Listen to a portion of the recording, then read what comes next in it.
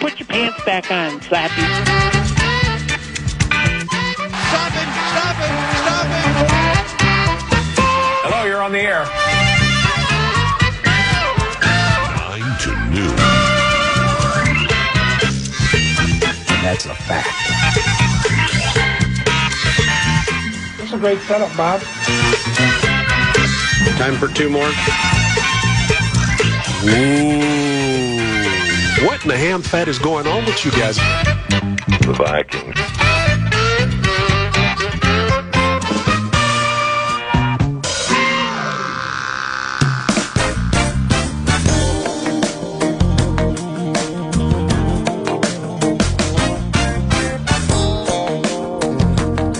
Ask for something soft and warm to make it a quiet storm for a Monday, and the con obliges. Welcome to 9 to noon at FM 100.3 KFAN, your home for Minnesota Vikings football. So what does the Monday crowd have to say about the lid lifter and the Vikings' first preseason game? Talkbacks for sure this hour. Throughout the radio show, football always wins. The Vikings won the game. Jamal Adams is in a bad way. And the Ravens are here Wednesday and Thursday for joint practices. And the beat goes on and on and on and on and on. If you wanted a glimpse of what the newfangled running game was going to look like, you got some sweet opening drive runs. And Kyler hitting Addison with a strong arm throw. Left hash, right boundary is what we say in the business. If you wanted to see Flores' defense as called by inside linebackers coach Mike Saravo, if you wanted to see all that and see Jackson Dart get hit, you got paid. Dart pops, tries to avoid a sack, but he can't. Jackson Dart is taken down, and the first preseason sack goes the way of Dallas Turner. Vikes lead 3-0, 8-yard loss, and the New York Giants are punting.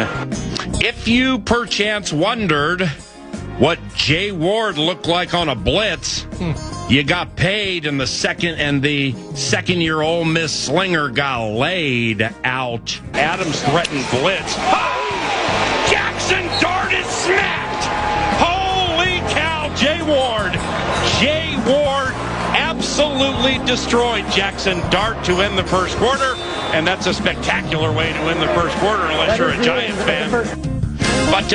But old Jackson Dart, he may be a gamer, and came back and made Ivan Pace Jr. and the defense pay. Cameron Scattaboo to his left out of the shotgun, four-man rush. Dart looks right, sees nothing, runs out to the left, throws to the end zone. Oh, it's caught, touchdown, Malachi Fields.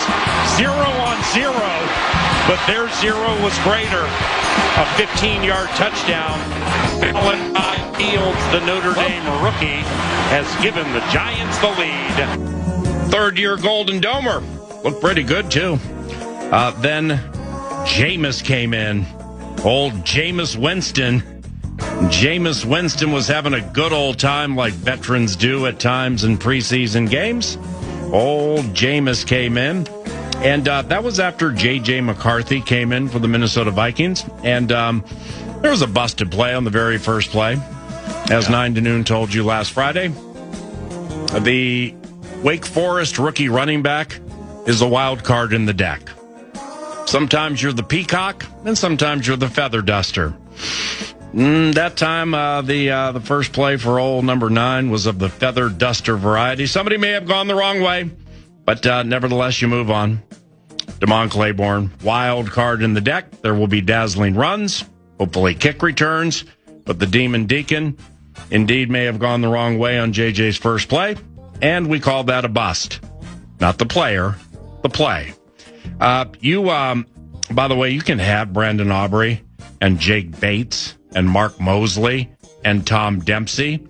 Give me Will Reichard all day in America because he's the best kicker in the game. Here is a 54-yard try by Will Reichard, arguably the best kicker in the game. 1 for 1 today. Come on, Will. Come on, Will.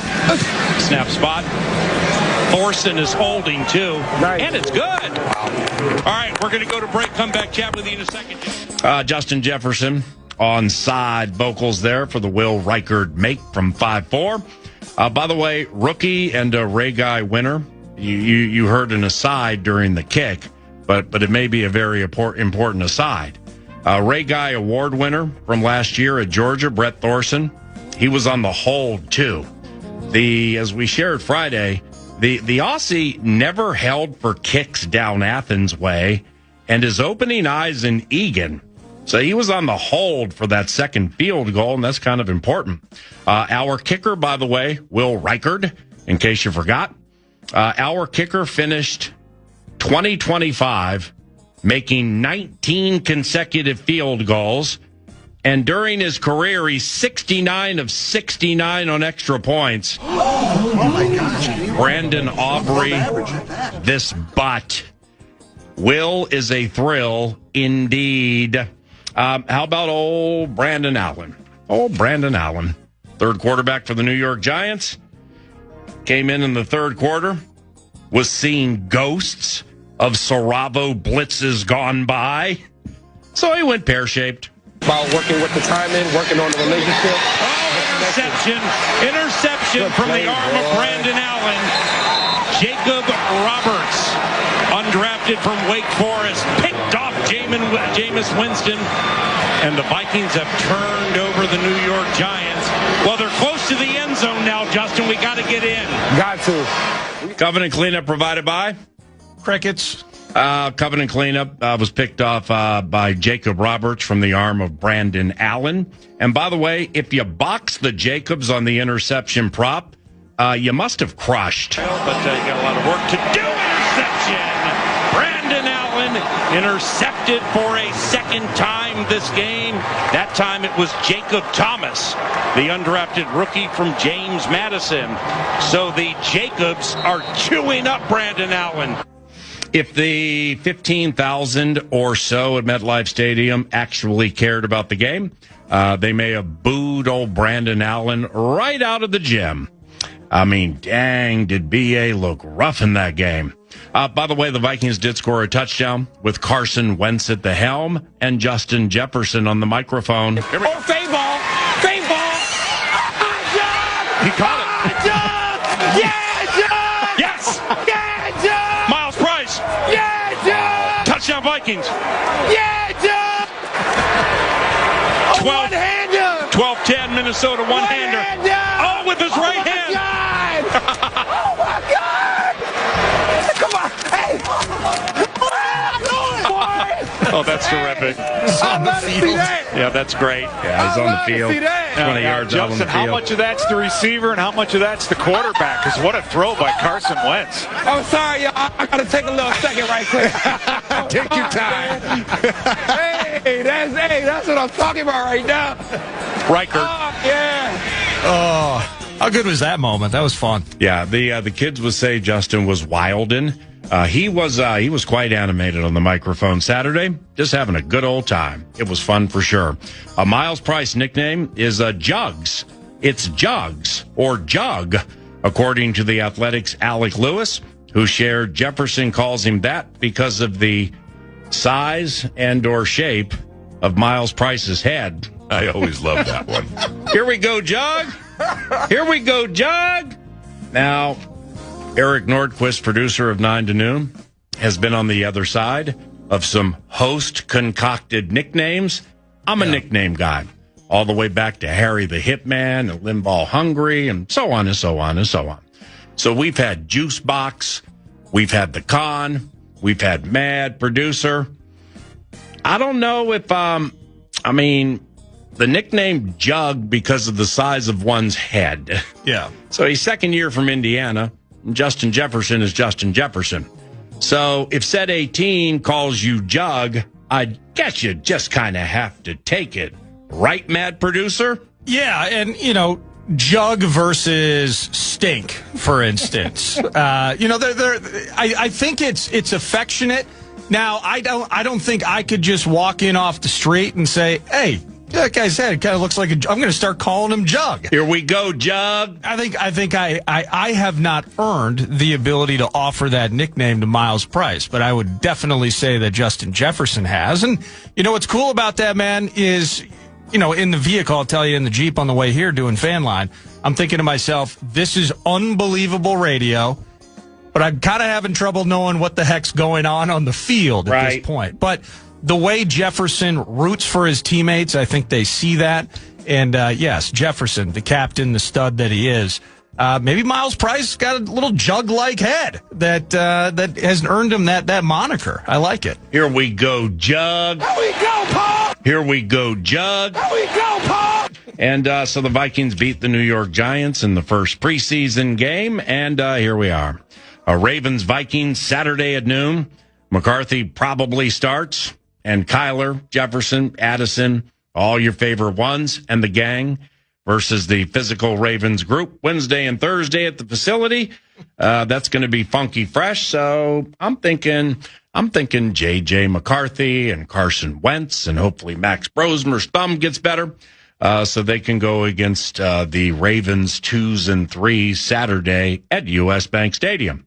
9 to noon will be at Twin Cities Orthopedics Performance Center and the Vikings Entertainment Network Thursday after a Wednesday practice, undoubtedly with some high-level things transpiring as our bigs attempt to go against their bigs, and that would be the likes of Derrick Henry. That's Wednesday and Thursday. If you're going to those joint practices, covenant collapse for you, because that juncture of the preseason, well, the most important part of the Minnesota Vikings preseason is upon us, and it's just a couple of days away. Joint practices against the rough-and-tumble Baltimore Ravens. Talkbacks for sure today off what you saw or heard Saturday. And a State of the Skull check after each preseason game is required via the 9 to noon radio show. Talkbacks, please. A free iHeartRadio app, and you know what to do. Download the bad boy, make KFAN a preset. That bet probably was settled long ago, but just in case, free iHeartRadio app, make KFAN a preset, and get ready for the old talkback machine multiple times today. Next segment is called Bombs and Boffo, and we'll offer some good and bad things from Saturday. The analyst is a Monday fixture during the regular season, but he will join today at about 10:03, maybe 10 o'clock. And Pete Fox is in studio with us at 11. Big week for Big Boy.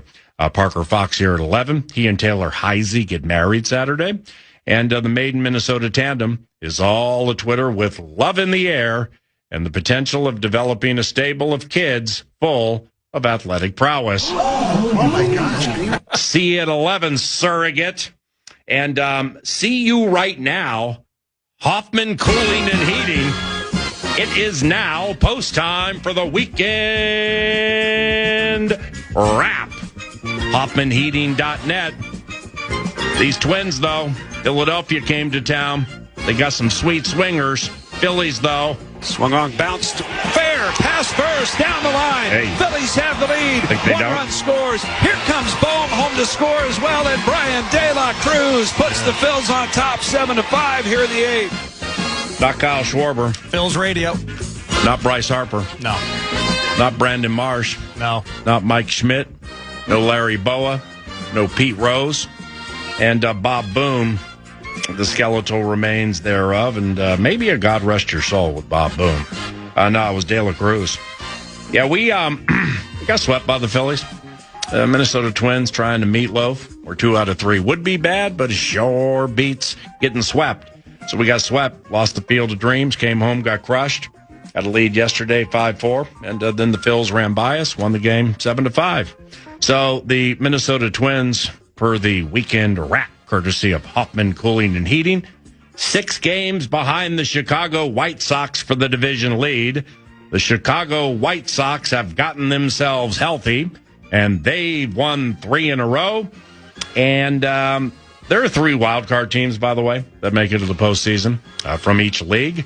So we're like a game and a half We're like 5 below 500, but only a game and a half out of that third wild card spot, chasing Gunnar Henderson and his Baltimore Orioles. The Atlanta Braves are here tonight. Braves are a cool team. Ronald Acuna Jr., Matt Olson, and the bunch. They'll be here this evening, 6:40 for the first pitch.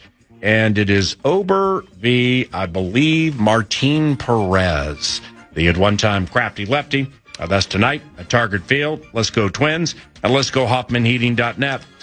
This is your local, dedicated, honest, and efficient HVAC leader. They service all makes and models of air conditioners and furnaces, and honesty sets them apart. Not every job requires a spendy replacement. If it just needs a small repair, they'll tell you it only needs a small repair. Then you can trust them, and they'll perform said small repair. Love these guys. Thank you, Scott Hendricks. And HoffmanHeating.net, HoffmanHeating.net, helping 9 to noon with the weekend wrap.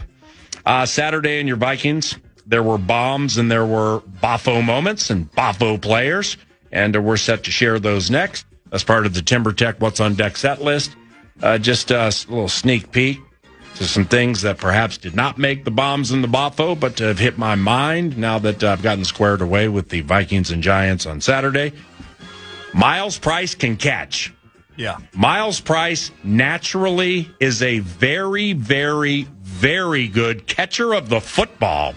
So as we shared a little bit Friday, a lot more during the simulcast, like Ty Felton has stolen the show at training camp. Then you get to the games. And if you believe the biggest requirement from that young man was to perfect the catch part of the pitch and catch, make the routine. Just make sure you catch the football. And I think in his first opportunity, he didn't catch the football. It's a little Miles Price, old jug running around the field, just basically catching everything. In watching back probably more preseason plays than I've watched back in the last 10 years, because there were some compelling moments and we got some nice rookies on this team. It's Miles Price wiggled himself open so many times in that game. And when he was given the opportunity, Miles Price can catch. Who knew? Indiana Hoosiers fans knew, but Vikings fans, who knew? What are you going to do with Miles Price? The what are you going to do with Ty Felton conversation has low-key segue to what are you going to do with Miles Price? You're going to use Damon Claiborne on kick returns, aren't you? Well, I thought it was cool, your conversation with Justin Jefferson during the third quarter, and you were rolling through some various receivers, but you mentioned Miles Price, I think even before the touchdown, and just kind of whether it was that conversation and the way that he performed, kind of the idea, he offers something just a little bit different than number 18, number 3, and, of course, the new guy in town, Juwan Jennings. Right. So in terms of maybe flexibility or versatility, Miles Price, what are you going to do with him? You might have a role. It's kind of cool, but it was a fun TD he scored on Saturday. Right. It was very nice catch, very nice throw, Carson Wentz. My knows where the bones are buried. Poised, calm.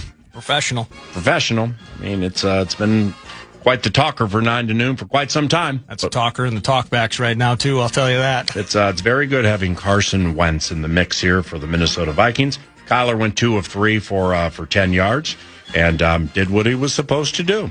And from what I understand, got out of 2 bad plays and got into 2 good plays at the line of scrimmage. So that's how baby steps work when you're raising a quarterback on the fly. A lot of snaps under center on that drive, too. Right. There's believe it or not, there's a fair amount to discuss off that preseason game where Miles Price, he can catch. Dominic Orange had moments in that game. He looked fantastic. Holy cow. I mean, the development of Caleb Banks still seems to be a work in progress. Dominic Orange, Big Citrus, 97 was throwing people around because they were doubling 95. So 97's like, okay. And he's just wiggling that Big Citrus body around guards left and right. Man, I was really, really impressed with Dominic Orange after watching that game back. And Jay Ward continues to improve. Jay Ward continues to improve, not only from a deception standpoint on that blitz that knocked Jackson Dart out of the game for a minute, but that little Devin Singletary moment that was of the bomb variety for the next segment. Well, Jay Ward saved the day, and he ran a country mile to get Devin Singletary to make sure he didn't get into the end zone. But Talkbacks, what's everybody think? Free iHeartRadio app. We're here for you. The next one is Saturday at noon against the Ravens. The bombs and the Boffo part of the equation is next. Courtesy of TimberTech and TimberTech.com. That's part of What's on Deck, 9 to noon. Nordo produces, and I'm Paul Allen. Welcome to FM 100.3. Welcome to your favorite station. It's KFAN. And good morning. This is 9 to noon, live on iHeartRadio and KFAN, The Fan. Your day deserves a bit of spice, and the new Hot as Fire chicken... You got all frothy for a preseason game, didn't you? Because of all the off-season talk about the Minnesota Vikings running game and the importance thereof. Well, they didn't show... I'd have to imagine they didn't give you the A+, the A, the A-, or the B+ plays. But what they did give you on that first possession, well... that was pretty good. Kyler Murray's under center. Welcome to MetLife Stadium. Offset eye left behind Kyler Murray, 5'10", formerly of the Arizona Cardinals. Max Bredesen's in front of Aaron Jones. They head to the left side. Jones got a great block near the sideline, 35-40, and he scoots out of bounds after a first down gain to about the 47-yard line. It'll be a 17-yard run, boys. Aaron Jones, the old veteran with the fresh legs, and my man looks spry. That would be a Boffo, part of the bombs and Boffo equation. 9:25. Good morning. Welcome to 9 to noon. Let's get a bad or a bomb portion of the equation out of the way. That Jamal Adams situation Saturday at MetLife Stadium, that was tough to watch. And you know, for those of you watching it on 9 or listening to it on the flagship, the saddest part of it was during a break, where because when Pete Ben and I call preseason games, either at US Bank Stadium or mostly at road venues, we're not high atop the stadiums in at times cramped Vox boxes. Like we were on the third level at MetLife Stadium, and we were probably 25 yards from the sideline. So right in front of us on a table by that blue tent was Jamal Adams. And I caught him jumping up on the table and honestly had no idea that he had gone down with a non-contact injury. So I missed that part of it, but I saw when he got up on the table. So I put my binoculars on him, and it was so sad. Yeah. Jamal fought through a terrible, unique quad injury while playing 20 games over 3 seasons, 22 to 24, played 20 games. He made it through 17 last year for the Raiders. And I met him for the first time Saturday night before Road Chapel, and this is what made it so much more sad for me. Is I introduced myself, chatted with him for about a minute and a half, and he was so excited about how good he was feeling, how much he loves the defense, and how excited he was to play in this preseason game at a stadium where he executed his toil for the New York Jets when he came into the league. I mean, I'm not saying he was treating it like regular season focus or excitement, or certainly postseason excitement or focus, but he made it abundantly clear about how excited he was because of how good he feels. Yeah. And how much he loves the defense. And the defense is lovable once you get it because it's just so tricky and unique. Then 19 hours later, he's on a training table right below me, Pete, and Ben, and Kevin O'Connell during this break is tightly hugging and consoling him for like over a minute. When my binoculars caught Adam's face, he was crying. It just was so sad, man. So he's done for the year. I think it's listed as a knee injury. So we've lost Jamal Adams. And when it comes to okay, well, we're happy for Jamal. He's got a lot of money in the bank and a lot of cachet and some things that some people will think. I won't think that, but nevertheless, there will be time to figure out, all right, well, so what's up with Hitman? What are you going to do with the spot? Stuff like that. I saw you put a tweet out about Jamal Adams, about a play at Mad Producer One. Yeah, didn't he come in on a blitz or something, like blow somebody up? Yeah, I forget who the running back was, but the play was over before it even freaking started. Tyrone Tracy Jr. And it was Jamal Adams just blowing the whole thing up, and then he chased a play out of bounds, and he's jawing at some of the Giants players on the far sideline. Like, that was the juice, the energy.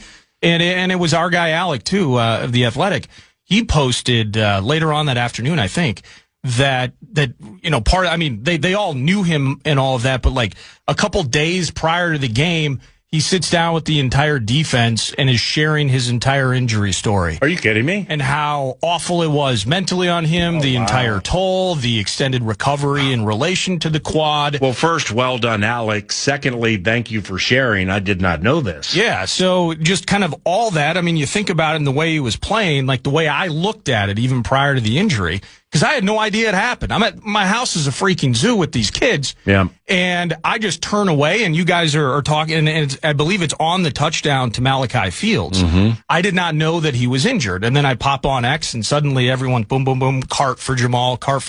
Yeah. And then I texted him, like, did he really get hurt? What the hell's going on here? Yeah. But the crescendo of emotion for a guy like Jamal, who had really endeared himself with the locker room. Flores is pushing him back into his sweet spot, and he's running around playing with the ones, and the crescendo of, I'm back.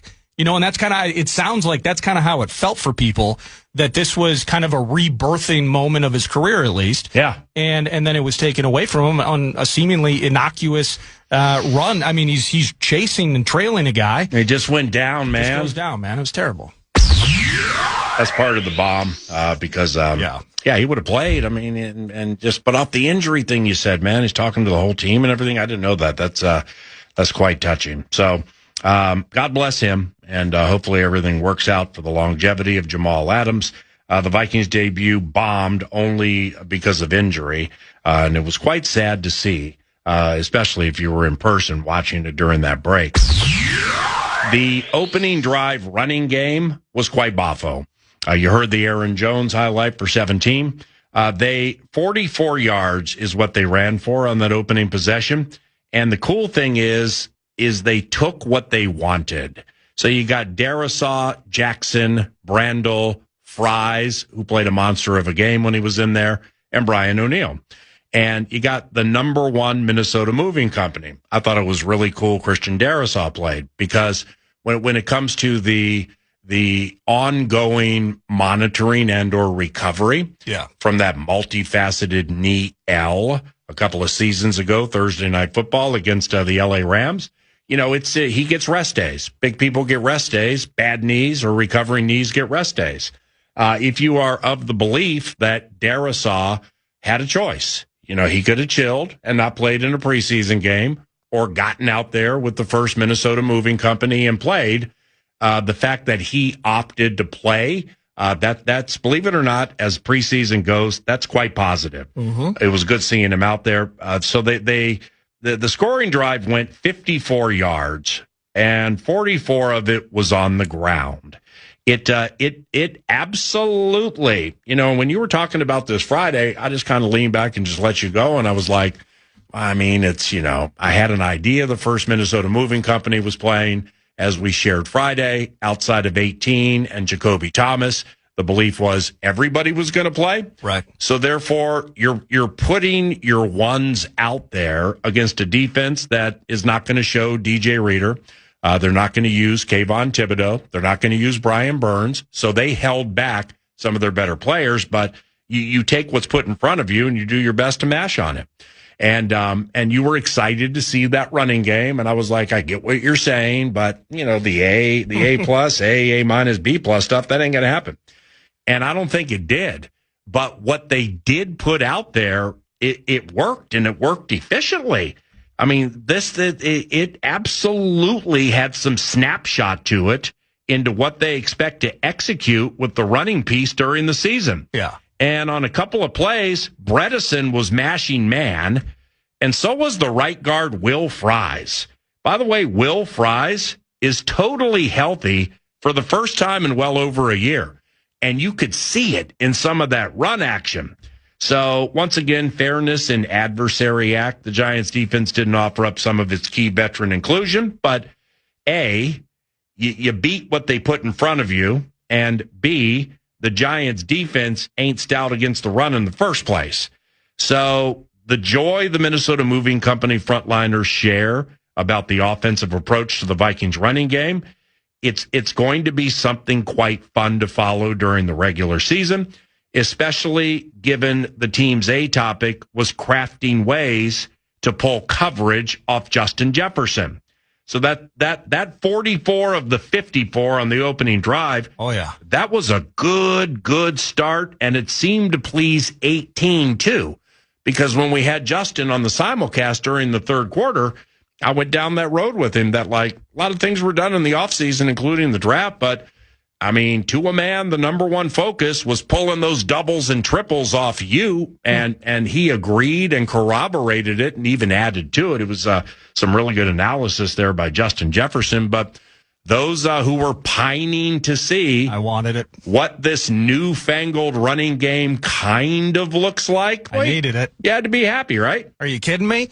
And here we are, admittedly, really dissecting 10 plays. Yeah, I mean, and, you know, nice feathered pass on a third down by Kyler Murray to Jordan Addison, who had to make a nice catch on it. You move the chains. That's a hard throw. It is a hard throw. It's a harder throw than people think. And then later, you miss that little connection piece that you hope grows for the remainder of camp, that other third down where it was just off the fingertips of Aaron Jones.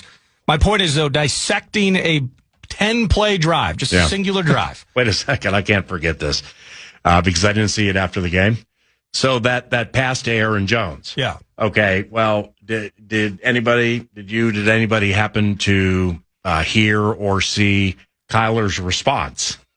Oh, I didn't. No. To that play. I didn't see it till yesterday. It's in getting to know Kyler Murray more and you know, listening to his quotes and his press conferences and how he handles things. It's becoming quite fascinating to me because I barely know him. But on just to paraphrase, he was asked about that play because Aaron Jones just kind of stood there and went one way for the pass, and the pass went the other way. And Kyler was like, well, Aaron had his thoughts on what to do, and I had my thoughts. I always love that one. And that's just it, and we'll get better for it. So I think that was Kyler Murray's way of saying, you know, I'm pretty sure I threw it where the coach wanted me to throw it, and the crafty veteran who used to ball for the Pack maybe didn't go to the right spot. Yeah, I saw people diving deep on that thing, too, and it's, the linebacker is over the left shoulder of Aaron Jones as he's facing the line, so he probably should have went right to where Kyler threw it. Kyler's like, Aaron had his idea what to do, and I had mine. So we'll be better for it. He's tough to figure out in the way that he handles himself. Like there's I don't know if it's a wall or however you want to call it, but you can see him from afar at practices and things. You're talking about Kyler? Kyler. Yeah. And he's kicking down the barn doors to get to the regular season. I think he is. And you can read between the lines on the way he says some things all the way back to minicamp. I'm used to doing this. I'm cutting reps. So yeah, it's a little slow to go. But anyway. Well, I'll play audio during Vikes Bites later on. He basically, at the end of his quote, and it's tough because I think they were in the hallway. We got like scissor lifts, planes coming in, the whole thing. I can't tell where it was recorded. Right. But he basically says, I haven't played since November. Yeah. This is awesome. Yeah. And he's got, he's talking about mentioning his family and everything's new, everything's different. Yeah. So there's a spark behind it, but he has this, I don't know if you can chip away at the edifice of how he handles himself during pressers and then how you see him interacting with people when the microphone's not there. Maybe a little different. Yeah. So, but just let's I want to amplify that because he's so new. And, the more I get to know him and we attempt the drive-bys, and I might get stiff-armed, but nevertheless, when we start the drive-bys, we'll see how that works with K1. K1's what they call him.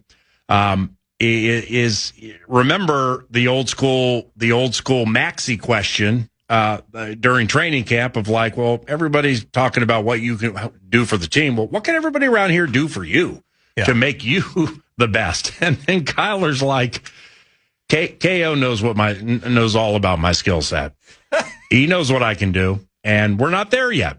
So that doesn't mean him and Kevin aren't in lockstep on what Kyler can do. Yeah. They just haven't put that part of it in yet, or they're not. No, excuse me. They probably are putting in those plays that completely amplify Kyler Murray's skill set. But that was his way of saying, we are just not ready to show them or do them. Yeah. I remember before that, might have been the same press conference. We played it. It's somebody asked him about going against Brian Flores' defense. And he's basically paraphrasing. He's like, well, I played it 3 times. Why don't you look at the box scores? I've gone against it 3 times, twice once when he was here, or 2 times or whatever. And had a little success with it. They had a little success with it. Yeah, man. I think I might have put up a 3 and change one game. So that was his way of kind of saying, I ain't tripping on anybody's defense. Yeah. Because if they get all hot and heavy, what you're not seeing now is what you will see starting in Green Bay.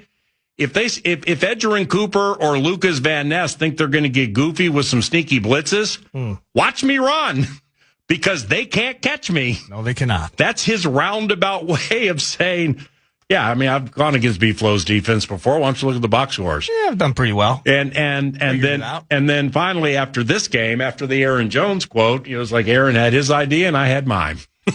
And we're just going to move on and get better from it. Somebody asked him, like, what was it like, getting out there and you're going under center and you got the First Minnesota Moving Company in front of you. And he, paraphrasing, he's like, I ran the plays they asked me to execute. And stopped it right there. So in other words, it's like they wanted me to hand off the ball. Yeah. They wanted me to make sure that I'm a scholar of the game. And if they flood the box and we got to run, or if they're dropping back, sneaky eight people drop, try to suck me in to take the cheese, I'm going to change the play. Well, hey, if anybody was ever frustrated with, oh, that's just a word salad, so-and-so talks for 2 straight minutes and barely says anything, you got to love Kyler. Yeah, you have to love Kyler because it's just the facts, ma'am. And he speaks in covert fashion. But you know what he means when he's like, KO knows what my skill set looks like. We're just not there yet. Yeah. Oh, well, I ran the plays they asked me to run. Next question. I mean, he is kicking down the barn doors, waiting to let this full package come to fruition when they play against the Green Bay Packers. Let's wrap up Bombs and Boffo like this. Steve's Appliances, a marathon segment, free delivery, free recycling, guaranteed low prices on a summer clearance event. Got to do it. Summer clearance event. You got to do it. Maybe it's a washer and a dryer like the Con, or maybe it's I don't know, helping ministries or helping people with ovens and microwaves and refrigerators. These are some of the best people you'll ever meet. Sarah, Brian, and Jordan. They'll work with your bankroll. They'll give you free delivery, free recycling, and guaranteed low prices. All appliance purchases are to run through Steve's Appliances in Mounds View and stevesappliances.com. Did you have something else that I clipped on 9 times? No worries about it. I was just going to finish my thought on the run game because and I know you've watched it back. Go watch back the opening drive and watch Christian Darrisaw. Mm-hmm. Watch him delete people on both of those runs. And on the first one, watch how excited he is as he starts to run back to the huddle. Yes. And so watch that. Watch Will Fries, as you mentioned, and watch Max Bredesen. Mm-hmm. Watch the rookie Wolverine. Mm-hmm. And, we'll work on the catches. We'll work on the offensive explosion at a later date. Watch him destroy Abdul Carter. Watch him with the lead block. Oh, he got Abdul Carter? Around the corner. Yeah, he chipped him en route to, I think it was, was it Deonte Banks, the corner? Yeah. It was one of the corners. just absolutely masterful. His ability to work off of, I think it was Abdul, and then still find his way there pace-wise to allow Jones to get an extra 5 to 7 out of it. They played Abdul Carter. Damn. I think he got snaps on Saturday, yeah. But couldn't have been in there that long. Just take a peek at it. Just if you get time, because I'm a man-child, so I'm already way too excited about this run game. But if this is the urgency, if this is how they said, we're going to be better at this, and this is going to be better for Kyler in the offense, you have to be nothing but over the moon in a short sample size of what you saw on Saturday. Right. So the mini camp, training camp, and first preseason reports off the way the team runs it with a faster, slimmed-down Jordan Mason and a still speedy Aaron Jones behind a line that's the best and healthiest it has been here in years. They have a generational run-blocking wide receiver in Juwan Jennings and a Michigan rookie who fearlessly paves the way by smashing on humanity. And all of that qualifies as boffo. Player or players had to have, when it comes to the bomb portion of the equation, get this out of the way before the talkbacks. Pete Bursich joins 15, 20 minutes from now. I'll have a Vike Bite bomb for you around the corner, too. Well, hopefully I'm not stepping on your bomb. No, that's fine. Because I'll pick one. Yeah, it's Devin Singletary.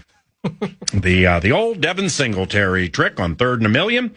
It was a long one. Yep. Third and a zillion, and went for 40 on a sneaky little pass right. It's not sneaky. There's nothing sneaky about that pass. No. When it's 3rd and 20 or beyond, it's either going to be a draw play or some type of a screen where they're just hoping to get a chunk of it back to help their punter, the former Raven. Can't remember his name. Might be Stout, but he's really good. Yeah, just trying to get into field goal range, right, yeah. PA? Yeah, maybe if you can even get that far. But as a bomb would go, Ingram on that play, just visualize it, try to remember it to the best of everybody's ability. Ingram Dawkins might have blown contain.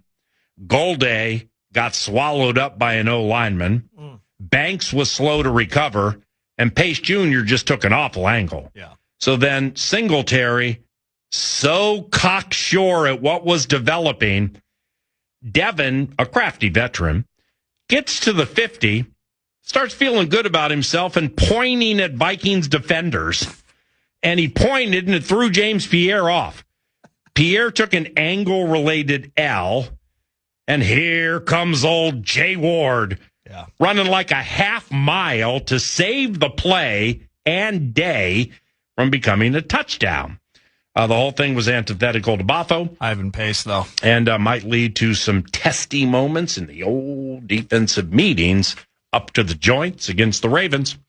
Again, our kicker is all about Boffo. And the talkback machine awaits your takes, talkers, and tedium. We will start running those next during Vikes Bites, so don't leave. KFAN. This is 9 to noon, live on iHeartRadio and KFAN.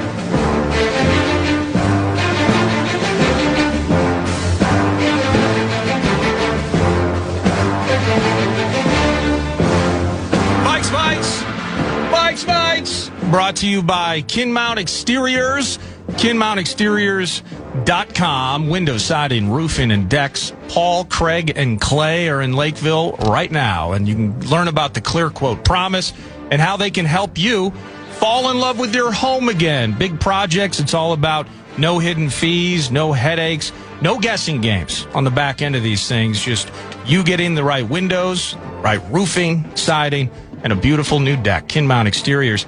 I must start this with, and then I got a bunch of talkbacks we can rattle through too. From a bomb standpoint. Yeah. I didn't like what I saw out of Caleb Banks, so I got to pump the brakes a little bit here, PA. And this is a guy that hasn't played a lot of games in the last couple of years, and maybe that's just the story of it. Is big man is just getting his feet under him, literally and figuratively, in the NFL. But you did see it specifically early. So you got Big Citrus, we got Caleb Banks in there. They were getting pushed back at the point of attack. It felt like every single play. Now, each of them I thought ended better than they started. Yep. Specifically, Big Citrus, Dominique Orange, you mentioned him, and just he's showing those sparks and those flashes. And I thought Caleb Banks had a nice penetrating moment where he finished, or maybe I hope he got credit, like half a tackle, got a back in the backfield. So in the end, you can see it. But what we had been seeing at camp, or what I had been seeing at camp, the physically imposing nature of this cat, more in the one-on-one and team v team related drills. I think Caleb Banks is having a terrific camp. But for the first reps that he was getting on the field against the Giants on Saturday, if I had to sit there, I got to put it in the bomb category for Mr. number 95. Yeah, he's played 4 games since 2024. And they, in training camp, when I'm putting an Akeem Hicks comparison on him body-wise and the way he moves, from what I'm seeing in my binoculars, that was before pads. So there's going to be a time when you've only played 4 games off multiple foot injuries, including breaks, where they're going to pull back on you. Yeah. So that's part of it. Secondly, just player development. Think about it. Whether you think the team was right or wrong, but like Stephon Diggs didn't get into games and play a lot until the 3rd game. Yep. Justin Jefferson, in that 2020 disaster against Green Bay, the offense only ran like 35 plays. It was the weirdest game ever.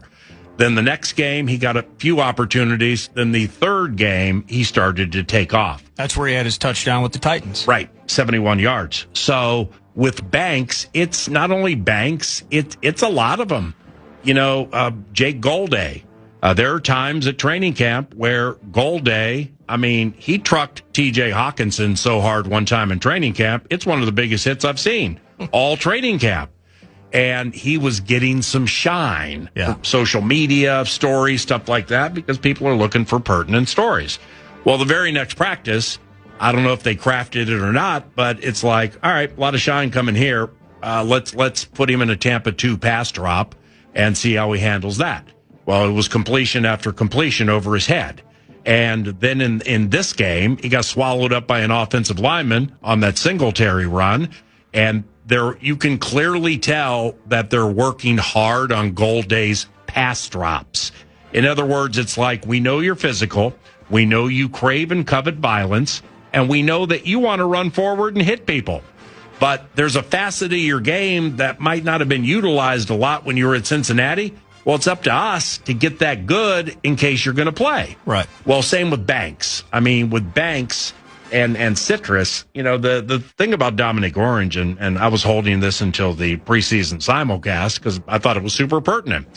85.5% of the snaps he faced at Iowa State were against college football shotgun, which means you can't come out of the game because they're calling the game at the line. They're going in shotgun, and a lot of it's fast.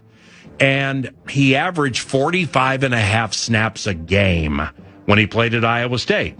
That's a lot for a man that size and a defensive tackle. So off that, you pull back on him, use him in situations at about half as many plays, and it came together as the game went on against the Giants.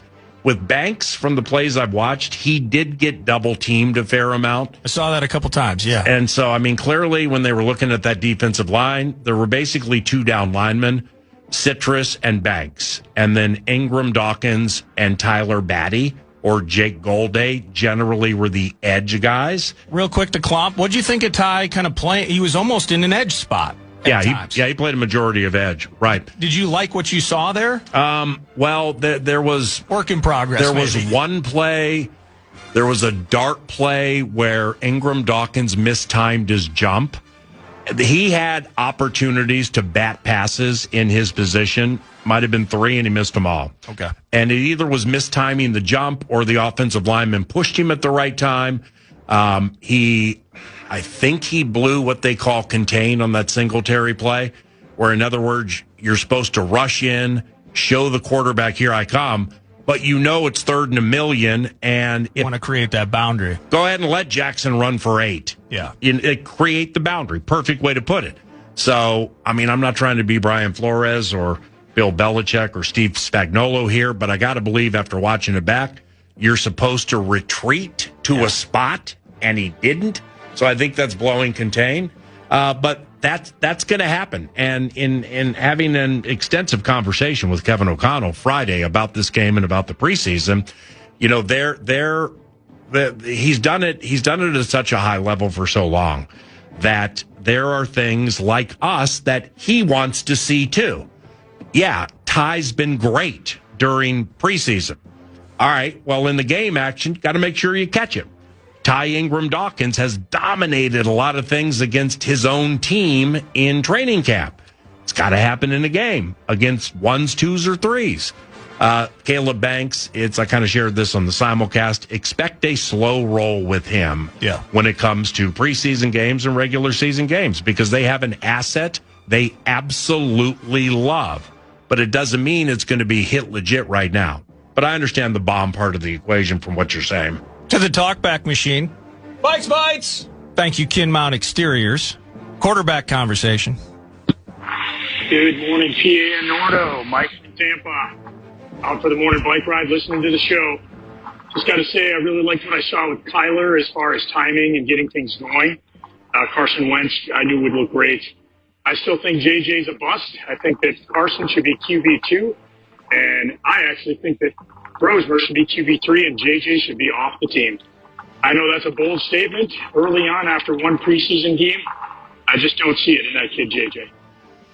Well, McCarthy has been through a lot, okay? And, I mean, whether it's losing the first season due to injury, things last year where he did win more than he lost, and I will continue to remind people because it is part of the context, that you never won at Detroit, you went to Ford Field, and he had a lot to do with winning that game. And the first game of the season, a nationally televised game, he carried the team on his shoulders the entire fourth quarter and was named NFC Offensive Player of the Week.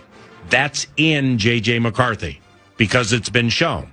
So whether it's by faith or you have to be able to see it, feel it, touch it, and smell it, well, you've seen it, felt it, touched it, and smelled it because you saw it last year in the Bears game and in the Lions game. He has it in him. Then you get into the players with whom he's playing, what plays are being called, what the expectations are. But at the press conference last Tuesday, 6 days ago, O'Connell said McCarthy's the 2. Okay, well, that was at that moment. So it's clear, and this is no surprise to 9 to Noon, who said repeatedly, and people thought we were dumb, if you want to win 5 of your first 6 games from where we sit right now, you use Carson Wentz. And you will win 5 of your first 6 games. Now, old people have expiration dates. But Kyler is the rightful number 1 quarterback. But you got a snapshot there of what you can do with Carson Wentz in short sample size situations. It's just stable. Right. It's just a professional operation with Carson Wentz at this stage. Yep. He's going to do enough to help you win. Then he's going to take a risk with his body, and he's going to try and play through it because he's an Iron Man. Right. And then he's going to be on the field on a Thursday night in L.A. with his arm looking like it needs to be amputated. But Carson is stable. And it was, all the circumstances that go in. Just it didn't look fresh, emotion, cohesive. With McCarthy's efforts to 2 3-and-outs, and then a penalty-laden drive. Ty Felton drops a freaking first down. So Claiborne, as you mentioned, on the jet sweep. And you saw JJ after the game kind of, and that's maybe how we need to look at some of these things too, and different maybe in context specifically with JJ, but it's like that's what the preseason's for. Mm-hmm. There was a little timing issue in regard to the busted play. Yeah, I don't want McCarthy off the team. I like the asset. And I like having the first round contractual asset as long as I can. I'm not in a hurry to give up on our 10th overall pick. Well, I mean, it's the give up can be taken so many different ways. I can say they've given up on him right now to a certain extent. Yes. Because they brought in somebody else who will start. In fact, McCarthy, maybe the inactive 3 or the 3 that you can manipulate the roster with, who knows? But if Wentz ended up being the second quarterback, the backup quarterback, I don't think many would be surprised. Bites brought to you by Let's hit one more. Kinmount Exteriors, KinmountExteriors.com. Mm-hmm. Let's see. Okay, let's do this. Oh, we got the analyst. Morning, guys. This is John in Los Angeles. Hey, I am super excited for the Vikings season, but man, Right now, I feel super bad for Jamal Adams. You just knew that guy this season was probably going to make some just splashy veteran plays deep in the season against a couple of NFC North teams in big spots. I hope it doesn't deter Harry from thinking about coming back either. They with this Jacob Thomas, who they like. Yeah. I mean, they are deeper at safety than I think most people know because people aren't focusing on Jacob Thomas. Wonderful drop, sucked Brandon Allen into a bad moment, and Brandon took the cheese. And Jay Ward has continued to improve precipitously. So it's, I don't, they definitely will bring somebody in. But, in watching Jamal Adams in training camp, quite honestly, I just never had seen anything that was like, whoa, hey, holy cow, he's just really stealing the show. But in that game, man, he just looked like he knew exactly what to do every single play. He looked like he was squared away with the game plan, which is hard to learn fast, and he was playing fast. So. He was recruited by Cignetti when he was at James Madison before he went to Indiana. Who was? Jacob Thomas. Jeez. Yeah. Oh, so that's right. That's where Cignetti came from. But they overlapped. Why didn't he go to the Hoosiers? Why didn't he go to Bloomington? I don't know. But now he's our guy. We're in a different shade of purple. He can play a little bit. All right. Absolutely. Let's see what the analyst thinks. Pete Bursich. He joins 9 to noon on Mondays and did a wonderful job, as he's wont to do, calling the game from MetLife Stadium into his 20th year as the in-booth analyst for the Minnesota Vikings Radio Network. We'll hook up with Pete around the corner at FM 100.3 KFAN.